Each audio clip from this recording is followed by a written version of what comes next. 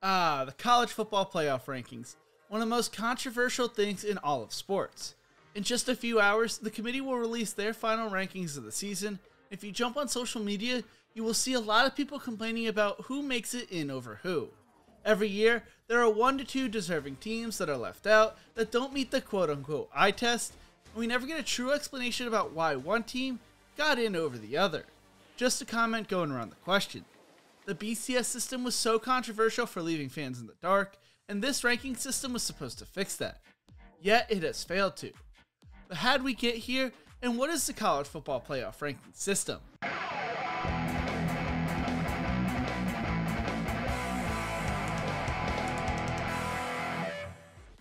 To understand how we ended up with the controversial college football ranking system, we need to go back to 1997. Before the college football playoff rankings, the championship was decided by the Bowl Championship Series, aka the BCS. Back in 1997, the 6 major conferences, the ACC, Big East, Big Ten, Big 12, Pac-10, and SEC, and a handful of independent schools got together to form this system according to Fox.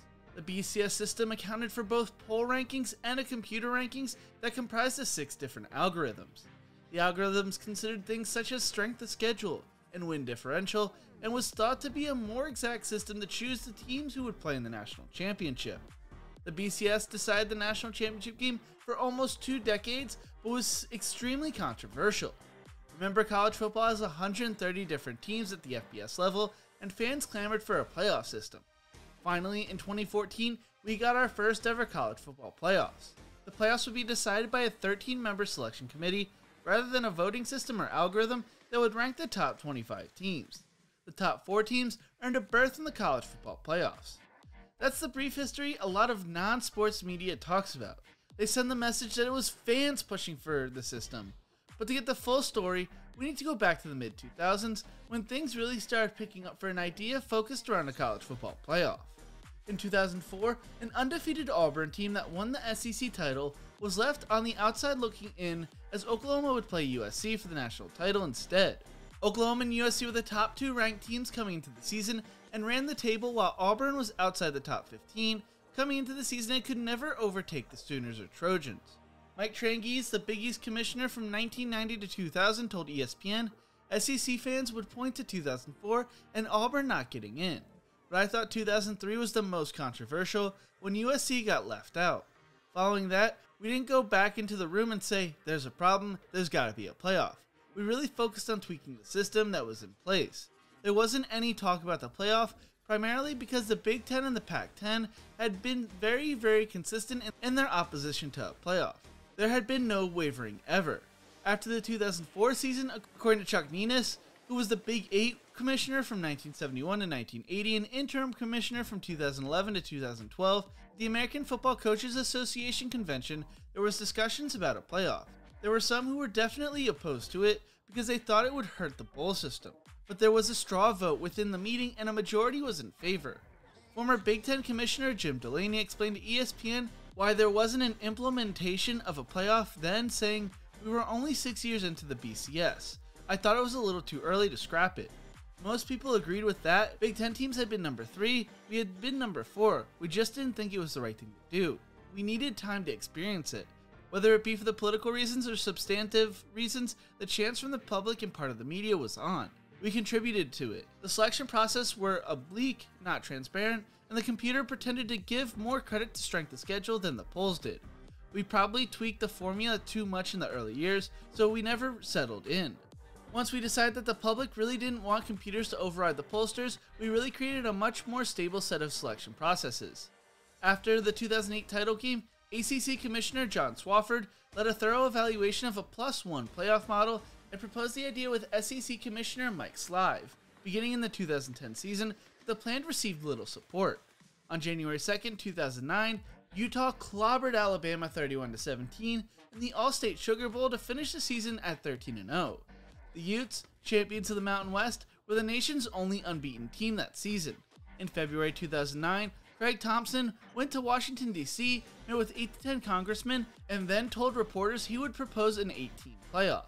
In April 2009, Thompson formally presented his playoff plan to the BCS group in Pasadena, California. It was rejected. Although pressure for the college football playoff grew, conferences would shift their focus to realignment in 2010. During a crazy time period, the Big East was falling apart, and the Big 12 was on the verge of being dissolved according to ESPN. Then LSU would play Alabama in the national championship game, which led to people realizing maybe there should be a change in the system. In April 2012, the BCS commissioners met in Florida and began to look at a model for a 4-team playoff. During the next 2 months, they discussed and debated several elements that would go into the new postseason model. I want to pause for a second. Through researching the college football playoff, one of the reasons they decided against having the top seeds host the playoff matchups was because they thought it would ruin the pageantry of playing on New Year's Day. In my opinion, it would have made things more special. Celebrating New Year's in a college town and having a true home field advantage while snow may have been falling to the ground sounds magical. But what do I know? I'm just a 22-year-old kid. On June 20th, 2012, the commissioners met in Chicago and unanimously voted to recommend a 4-team playoff beginning in 2014 and lasting for 12 seasons. On June 26th, 2012, the playoff was born, including semifinal games at bowl sites and championship games at rotating neutral sites. The presidents also approved dates for the playoff games, the terms of the agreement, and a revenue-sharing model. The first college football selection committee was selected on October 16, 2013, and it included sitting athletic directors, former coaches, players and administrators, and a former journalist. The system proved to work right off the bat when the 4th seed Ohio State Buckeyes would go on to win the national title, a team that would have been left out during the BCS era, which only took the top 2 teams. But even since its first year, it's been marred in controversy. Hey you! Yeah, you! What do you think is the perfect postseason setup for college football? Let me know in the comment section below. If you are enjoying this video, make sure to leave a like, leave a comment, and subscribe to the channel. It really helps the video do better in the algorithm, and I'd really appreciate it. So how exactly does the college football playoff ranking work? Well, unlike the AP and coaches poll, the college football playoff rankings aren't released until the middle of the season after the dust has settled during the first 2 months of the college football season.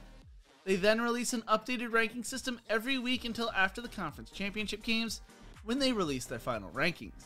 The top 4 teams are chosen to play for the national championship. How are they determined? Well, they are formed by a 13-person selection committee, which each member generally serves a 3-year term on the committee. As much as we make out strength of schedule, resumes, records, etc. as important criteria, those are only brought up when comparing 2 teams the committee thinks are equal. There are no specific qualifiers or disqualifiers in the ranking system. As a Benner Society article wrote back in 2019, the committee ranks teams however it wants, then rarely explains any of it. The few explanations, they will come in on a 90-second blimp per week on ESPN, then get made fun of. Game control, body clock, balance, injury mulligans. There's roughly 1 widely mocked term per year. I begrudgingly hate the word eye test. Basically, however they feel they can rank the teams, and I think that's the biggest red flag with these ranking systems and the biggest issue. There are no specific qualifications and there's no specific reasoning ever explained for why one team gets ranked over another team. The most we ever get is, well, we just thought this team was better. They never explain why. One of the biggest issues with the BCS system was there was no real transparency on how the system worked, and it has only continued in the college football playoffs. Recently, there have been talks about expanding the college football playoffs and adding automatic bids for winning your conference championship and then having a committee choose at-large bids. I like that idea personally because I'm tired of hearing the word eye test year in and year out. But what do you think? What is the perfect playoff system for college football? Let me know in the comment section below. Thank you so much for watching. If you enjoyed this video, make sure to check out my other videos right here. Don't forget to leave a like, share, and subscribe to the channel, and as always, remember to embrace the grind.